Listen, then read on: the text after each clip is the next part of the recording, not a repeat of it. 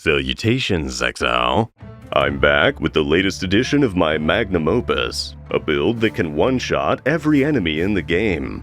The previous two versions were nerfed the next patch, but I built this character all the way back in patch 3.19, Kalandra League, and it's actually been buffed significantly since then. The build relies entirely on the Maw of Mischief unique helmet, created by former community manager Bex. Thank you very much.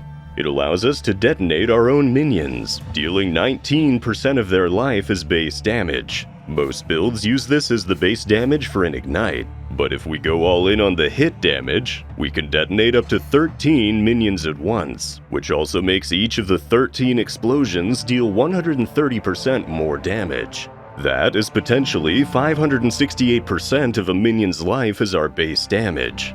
I cannot overstate how incredibly high this base damage is. It can't be scaled with spell damage, and it requires having constant disposable minions, but that won't slow us down at all. The Annihilating Light triples the hit damage of elemental skills. The skill granted by Maw of Mischief has the fire tag, so this works to triple our damage. We also get every non-spell damage boost we can from the passive tree, on our gear, and by debuffing the enemy.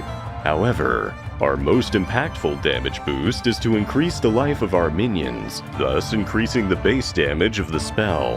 The higher the gem level, the higher the base life of the minion, and we could use Elegant Hubris to get several 80% increased minion life nodes.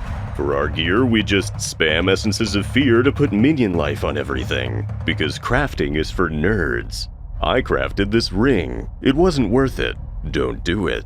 For our minions, we use Stone Golems, because their base life is very high, and we can constantly resummon them for free as an Elementalist. In Kalandra League, with our setup, we could summon 6, but with the addition of Stone Golem of Hordes, we can summon 8. For the remaining minions, we raise zombies right before the boss, as these won't respawn automatically.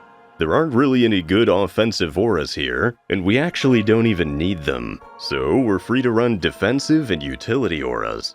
Now let's calculate the damage.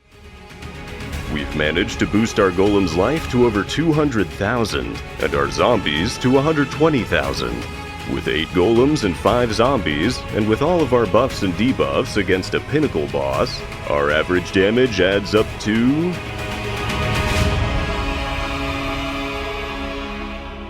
Now that's a lot of damage. For context, that is almost enough to one-shot the Shaper 10 times over. Uber bosses take 70% less damage, so that is almost enough to one-shot Uber Shaper 3 times over. Let's not forget that the Shaper was patched to start the fight with very high damage reduction, decaying over 8 seconds, to prevent players from killing him instantly.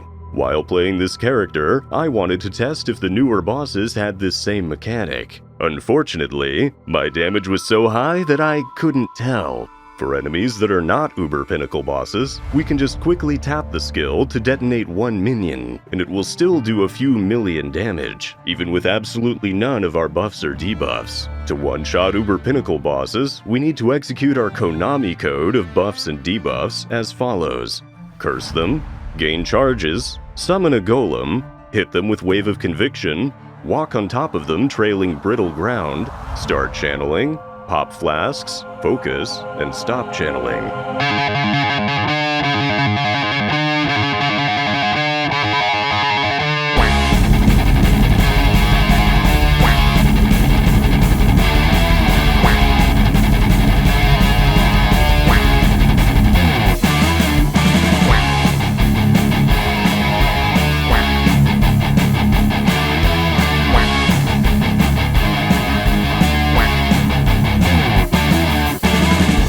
To the lover and your love to the fire. Permanence unfolding in the absolute. Forgiveness is the ultimate sacrifice. Eloquence belongs to the conqueror.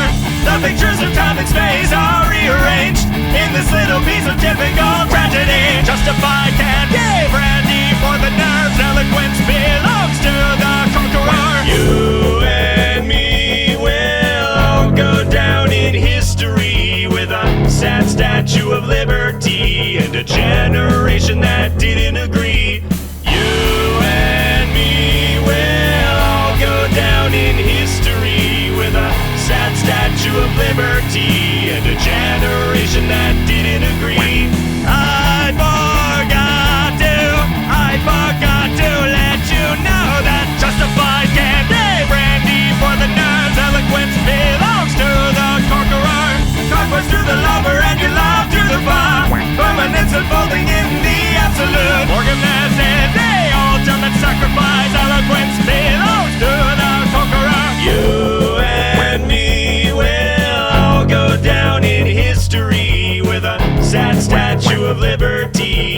generation that didn't agree. You and me will all go down in history with a sad Statue of Liberty and a generation that didn't